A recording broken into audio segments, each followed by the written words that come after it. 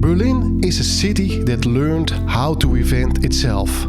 After the fall of the wall, spaces once divided became places for creativity. Factories turned into studios, and over time, those spaces filled with sound. Electronic music found a home here. Today, Berlin can be seen as one of the beating hearts of this scene. And every year, that energy comes together in one place. Thousands of musicians, builders and curious minds gather not just for gear but for connection. This is Superbooth, and this year I'm finally here for the first time, so come with me.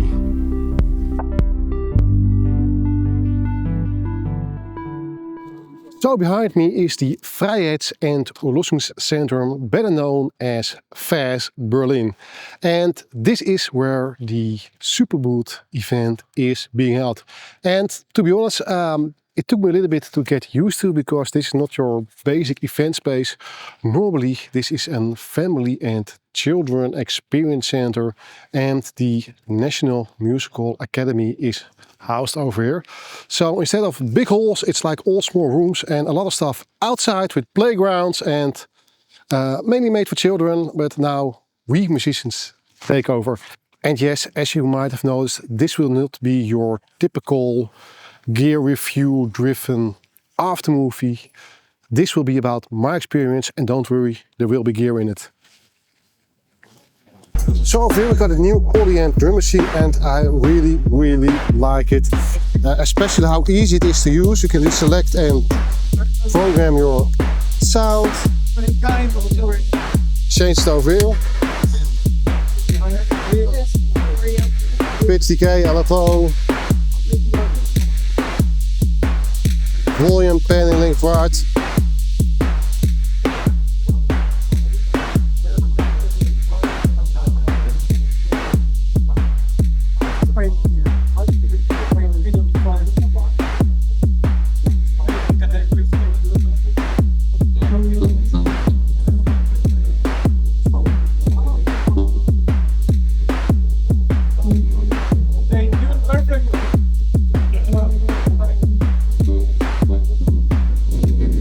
Slow it down.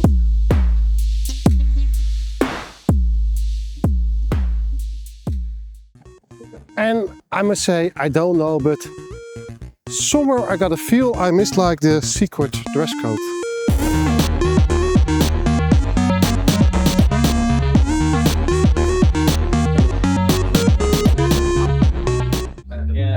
So over here we got this Sequential Fourm, a synthesizer I learned about last year, and I think it's a really great synthesizer for everybody who wants to have like a real, well, hardware synthesizer.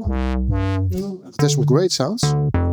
It's really easy to use, dual oscillator. We got a mixer, filter section, filter envelopes, oscillator, light, Nielsen, wooden stuff, block, arpeggiator. Let's turn it on.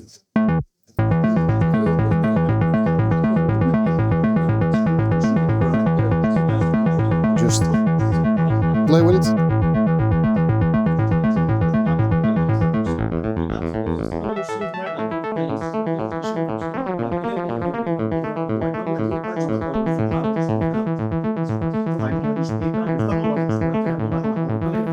Basic saw, pulse, sync.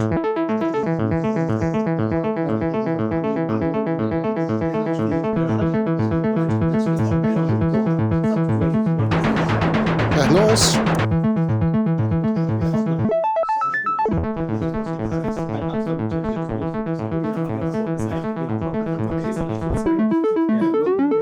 The tune.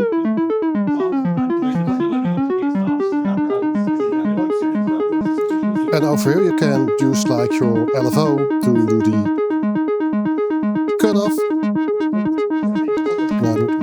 By the color you can change how it works together.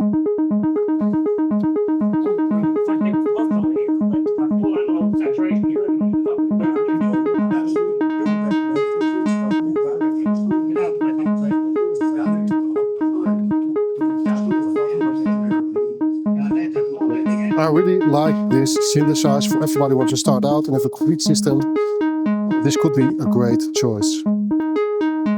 So I'm standing here with my friends from Warm Audio with one and only Mr. Ben Bibu. Yes, sir.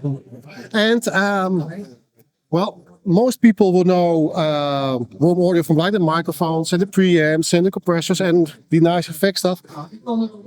But you, since you are on Superbooth, had a great tip to make your synthesizer sound better. Absolutely, yeah. Just got talking with Ferry here at Superbooth, and outside of running the synth through any of our effects pedals, which we've got some really cool chorus effects, tremolo effects, some phaser effects that are nice to add to some analog effects to the synth. We got talking about our WA-MPX mic preamp, which is really versatile piece of equipment. You get 90 dBs of clean gain from it. So first of all, it's a great, powerful tube preamp, but it's got a lot of saturation features to it as well. So it's got tone switch, tape saturation emulation, and some high gain to it. So outside of getting that clean gain, we've had a lot of success with people running synthesizers through it to get some really cool all analog saturation on your synth sound. So if you're looking for some analog pieces of gear to add to your synth, get some cool analog character, check out the WA-MPX. Is it that tube driven? Yes, tube driven, yeah. So you get some nice warmth, some natural compression to it as well with the tubes. And yeah, a lot of versatile switches to get some cool saturation and tone from whatever you plug into it. Okay, great. Thank you very much. Absolutely.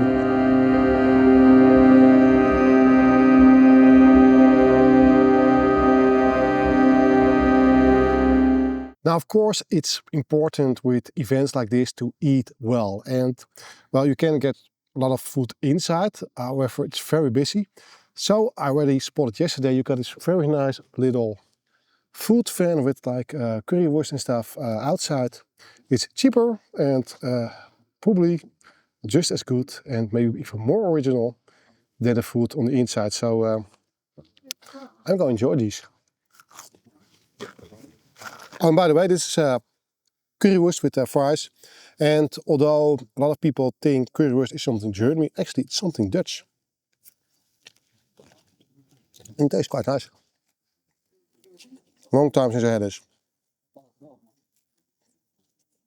I have to think about what I'm going to eat tonight. And over here is the playground from Korg Berlin. And yes, we know Korg from the synthesizer, but Korg Berlin is their special instruments lab division doing all the freaky synthesizer stuff. Last year they introduced the Phase 8 over here, and now they got this really nice turntable and other kind of experimental stuff.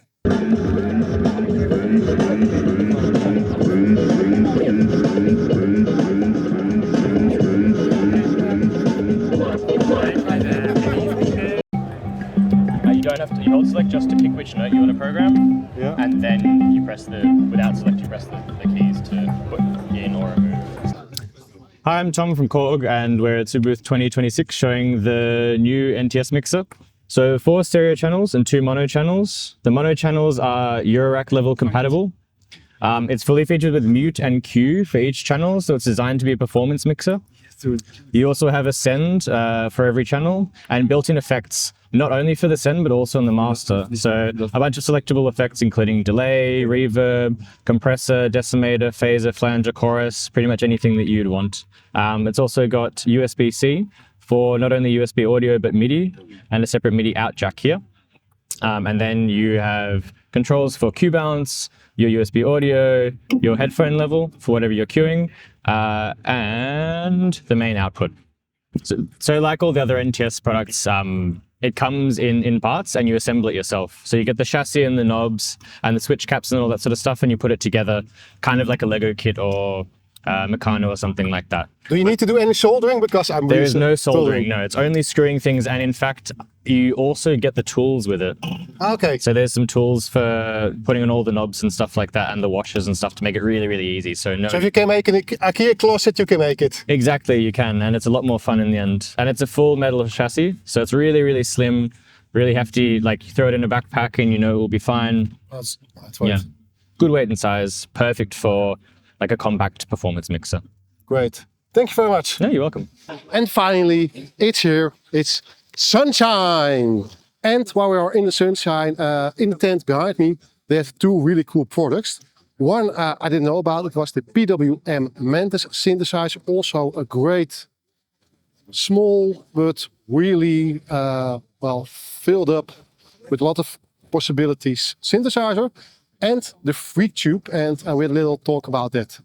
Yeah, well, in quick essence, what we have here is a unit which is giving you tube saturation, but the tube saturation, instead of it being a complicated way to get it into your DAW, we decided to make it simple. Let's do a USB-C connection, which goes directly into the computer, and then we make a VST or an audio unit, which you get directly on your whatever bus you have and whatever DAW you're using. And in essence, what you do is you add the plugin. In this case, it's the freqtube. And on the freqtube, you're able to choose between two different sets of tubes. This instance is running on our audio stem, which is on the kick bus. And then on the, we called it Melodies and Trance, which is like an arpeggiator. It's this is like a trance track playing in the background. And what we've decided to do is we wanted to give the low end a little bit more saturation and warmth. So we achieved it by putting these two tubes and using a filter to sort of like choose the area where we want to put more of the tube saturation, add a little bit of harmonics to it. We can choose between odd and even harmonics. And then we can mix it in gently, ever so gently, or go full in and fully distorted if we're trying to make music like the haka or something like this that you guys would be dancing to in Holland. Yeah, and on the other instance here in the Melody Trance, we're adding a little bit more body, a little bit more mids. It's the same principle. We're choosing like the area where we want to increase the kind of saturation and harmonics, and yeah, achieving it again by mixing it in on the channel. So what the point of this product also is to ease of use to getting tube saturation is also that when you're recording it, that it's completely sample accurate latency, zero latency, and with full delay compensation. So this makes it a lot better for our studio sort of like, let's say, mixing and mastering, where we are very focused on phase lines and making sure that also the sample accuracy, that your hi-hats are not all of a sudden getting pushed or drum bus or like this. So this is a part of the software that we spend a lot of time to develop. And through this software development, it led us to think, well, what other things can we use this coding for? So we decided to make another unit, which is the Freq In and Out, which basically is 4 in, 4 out, again, connected through USB-C, which you put directly into the computer. And again, it's comes in the form of a plugin. So you connect the plugin on whatever channel, and then you connect whatever piece of analog gear that you have lying around. Maybe it's a reverb, maybe it's an EQ, maybe it's an old compressor that you're not really using because you're tired of spending time routing audio through an external audio card and having to deal with the DAW and trying to get the signal running through here. This is pretty much plug and play with any device.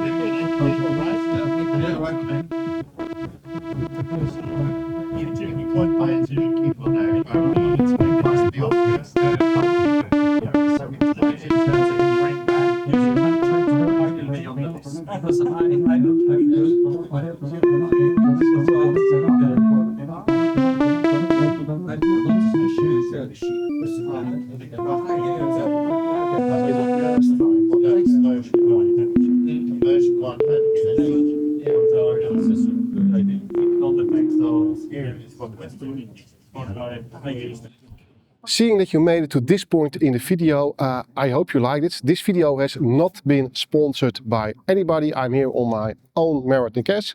So if you like this video, please give a thumbs up below and click subscribe. Help me grow my channel so I can create more content. And if you really like me, then please give it super thanks. Or go to my website, subscribe to my newsletter, and then you can get a guide for musical creativity 100% free. Or you can buy like maybe one of the guides I made, maybe even the one about synthesizers if you want to learn more about the basic of synthesizers. Now let's go back to the video part and the main thing.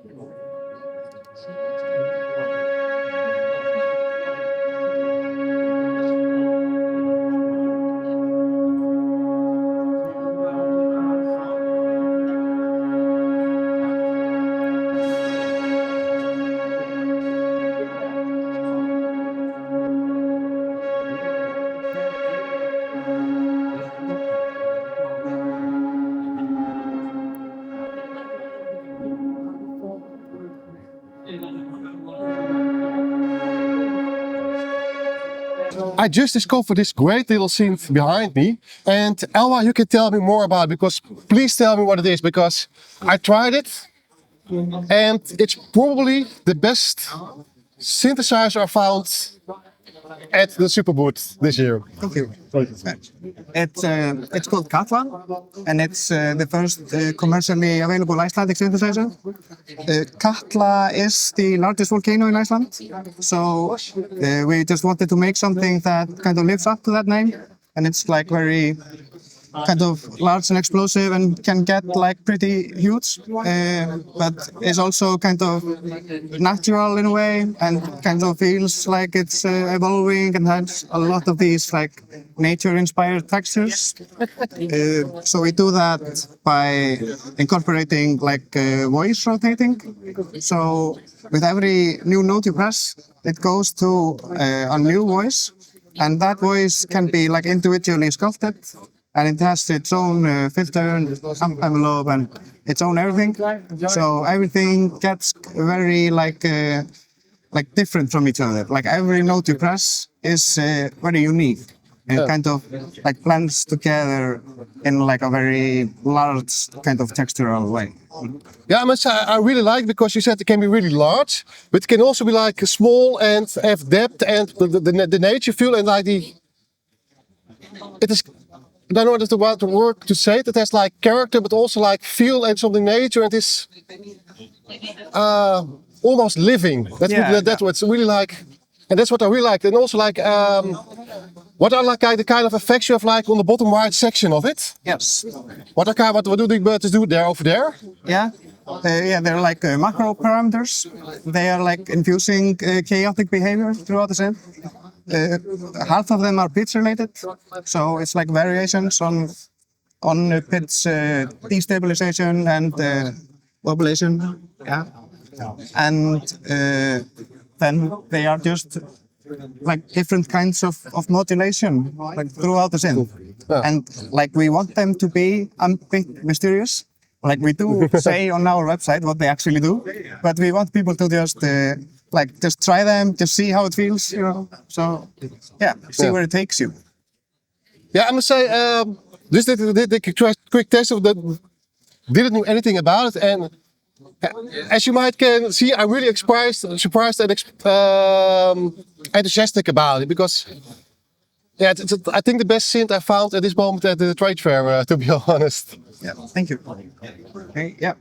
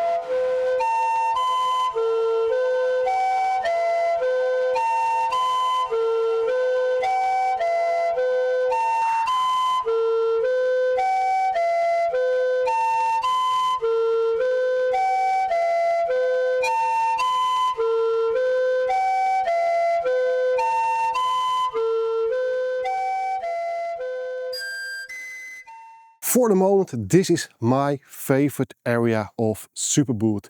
It is the Bungalow Dorpf.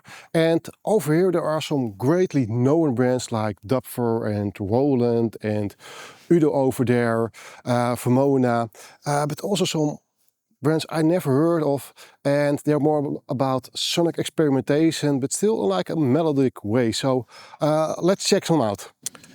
As I just told you about the more experimental stuff, I didn't know anything about this device. Like I don't know about a lot of devices I've seen here for like the past few days, because I was only yesterday over here, and it's still morning, so the last day. But Fabio, you are from, let's say, Synth UX Academy. That's correct. That's correct.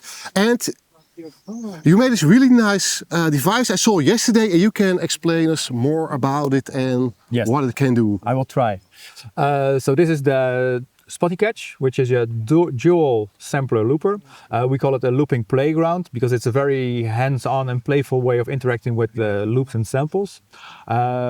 It can be a tape device in real mode, it can be a clock synced slice machine, and it can in drift mode be a granular device.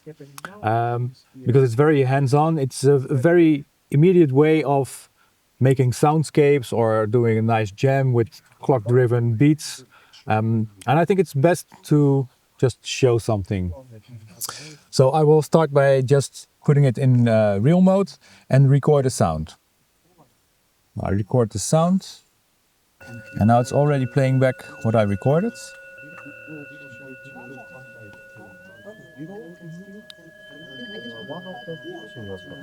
You can already hear it. There it is. And I can now change the pitch. Our lovely voices. And I can really slow it down. Yeah, now it plays backwards.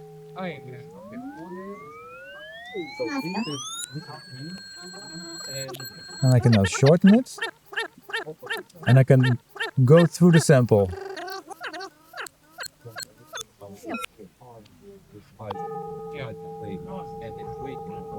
If I really shorten it, it almost becomes an oscillator.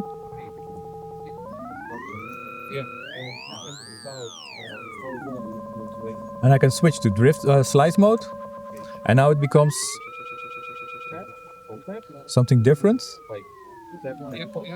Because it now pitches down, but it keeps the length the same.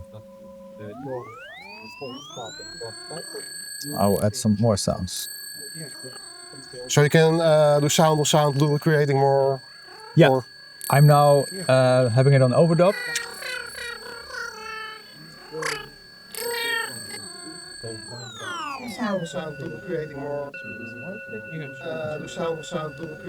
You can already hear yourself back in the recording. Now, having it on overdub. We switch to drift mode. Now it becomes a more granular.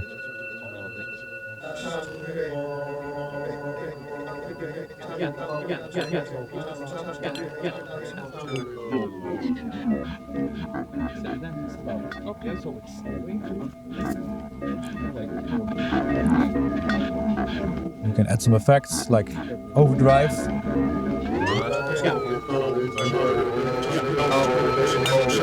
Or delay.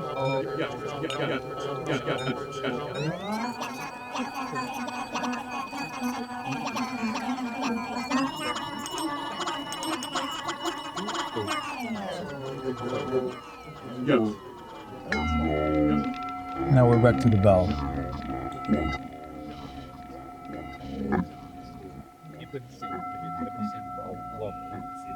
Nice. And you have like two sides with like an A/B, and you can combine them or something. If we look over here. Yeah, we can have this is the routing switch. So you can have two mono decks with input 1 going to deck A, input 2 going to deck B, and the outputs are also mono. Here you have two stereo decks, so both inputs go to both decks. And in this way, it's generative. So it will go from left to right and back and forth. That's the routing. And the decks are mirrored, so you can go to the other deck. There's something recorded already. And you can go between the two recordings.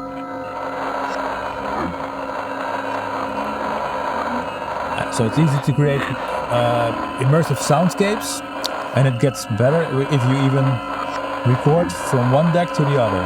I just now pressed Alt reverse, and now this is playing into this one. I can change something here.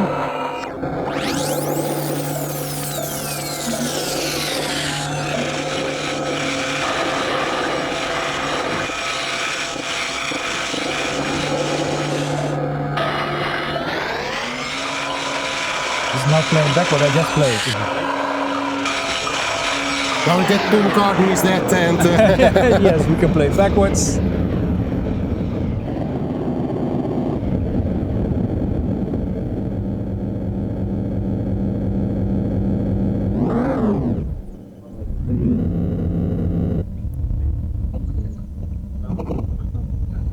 and then with the full octaves for like if you want to play like melody kind of stuff for the loops, or Yes, you can play them with volt per octave with your Eurorack, for example. It also accepts MIDI, so you can even play the slice mode polyphonic. I should patch cable somewhere. Yeah, so if I short, now I'll patch the modulation source into the volt per octave. You can see now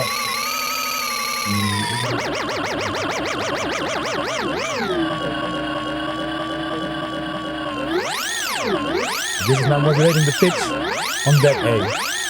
And I can also modulate the position.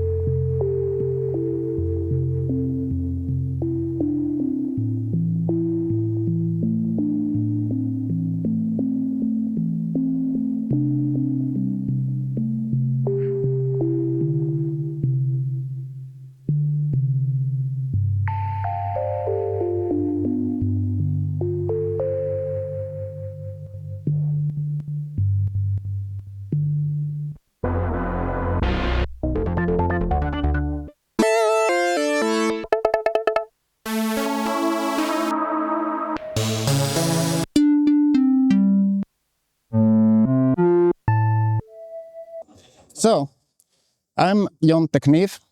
I live in Helsinki, Finland, and I've been running a business making mainly mastering equipment, but also this Kniefonium synthesizer, which is a standalone synth with tubes. That is now discontinued.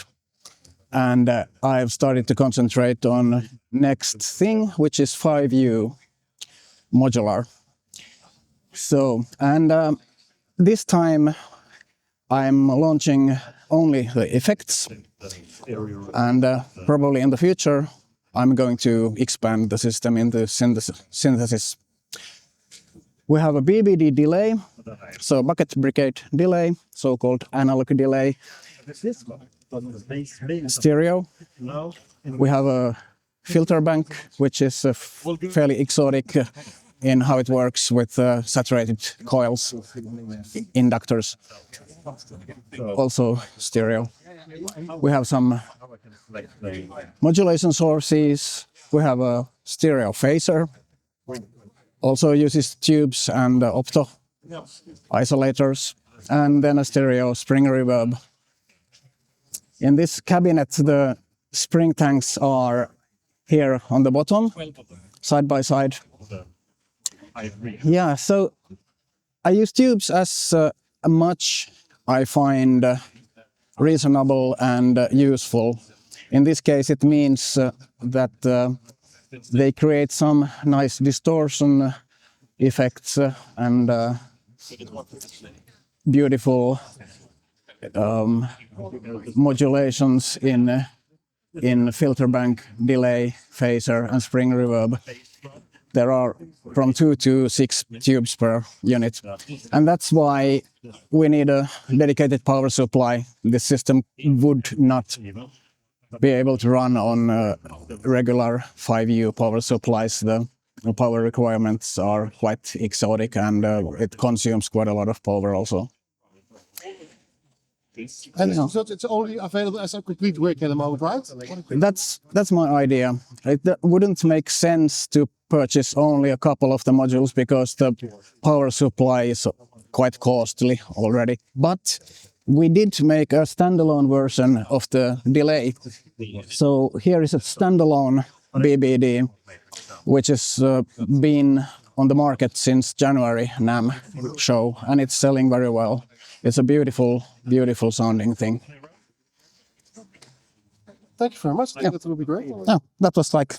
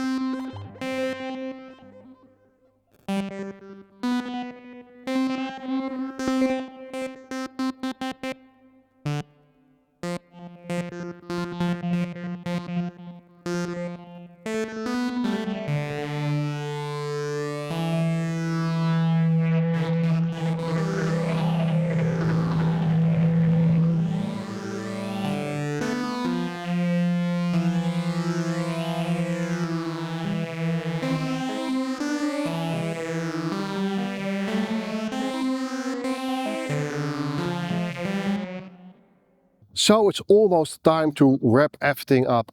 And